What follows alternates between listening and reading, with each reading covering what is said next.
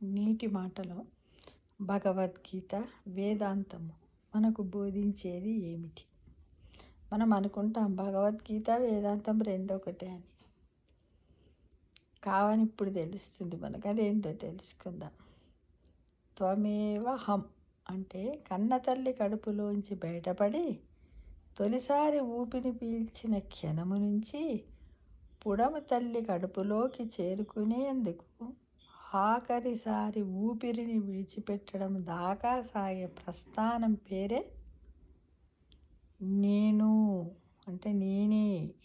ఈ నేను ప్రాణశక్తి అయిన ఊపిరికి మారుపేరు.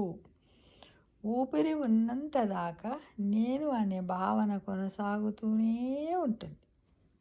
జనన మరణాల మధ్యకాలంలో సాగే జీవన స్రవంతిలో ఈ నేను ఎన్నెన్నో పోకడలు పోతుంది, మరెన్నో విన్యాసాలు చేస్తుంది. ఈ నేనులోంచే నాది అనే భావన పుడుతుంది. ఈ నాదిలోంచి నా వాళ్ళు, నా భార్య, నా పిల్లలు, నా కుటుంబము, నా ఆస్తి, నా ప్రతిభ, నా ప్రజ్ఞ, నా గొప్ప అనేవి పుట్టుకొచ్చి చివరికి ఆ నేను అనే భావన భూమండలాన్ని కూడా మించిపోయి ఆకాశపు హద్దును కూడా దాటిపోయి నిలువెత్తు విశ్వరూపాన్ని దాల్చి అహంగా ప్రజిల్వరిల్లుతుంది.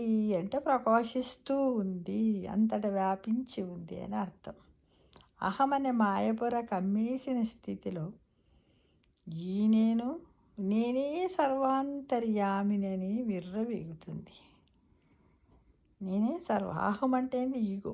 నాకు ఎదురు లేదని ప్రగల్భాలను పలుకుతుంది. నేనే గొప్ప, నేనే గొప్ప అంటారు. వేటి పంతాలతో, పట్టింపులతో, పగలతో, ప్రతీకారాలతో తన ప్రత్యర్థిని నాశనం చేయడానికి సిద్ధపడుతుంది. ఏంటిది అహం అనేది? బాల్య, కౌమార, యవ్వన, వార్ధక్య దశల దాకా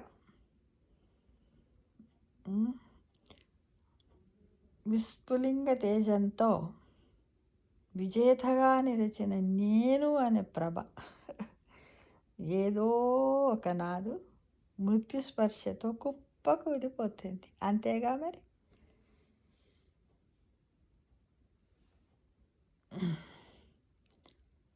ఎన్నో ప్రశంసలు చేసిన శరీరము కట్టెలా మిగిలిపోతుంది. సుందరీమణులతో ఉత్సవాలను జరుపుకున్న దేహము నిస్తేజంగా పడి ఉంటుంది. సుఖభోగాలతో, అష్టైశ్వర్యాలతో తులదూగిన నేను చుట్టుచేరిన బంధుమిత్ర సపరివారపు జాలిచూపులకు కేంద్ర బిందువుగా మారుతుంది. కడసారి చూపుల కోసం కొన్ని గడియల పాటు ఆపి ఉంచిన విగత జీవికి అంతిమ యాత్ర మొదలవుతుంది.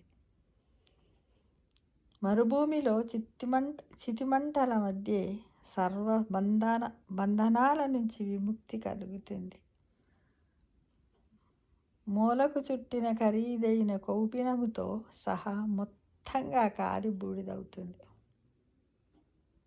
నేనే శాసనకర్తను, నేనే ఈ భూమండలానికి అధిపతిని, నేనే జగత్ విజేతను అని మహోన్నతంగా భావించిన ఇదంతా భ్రాంతి మాత్రమే అని తెలుసుకో.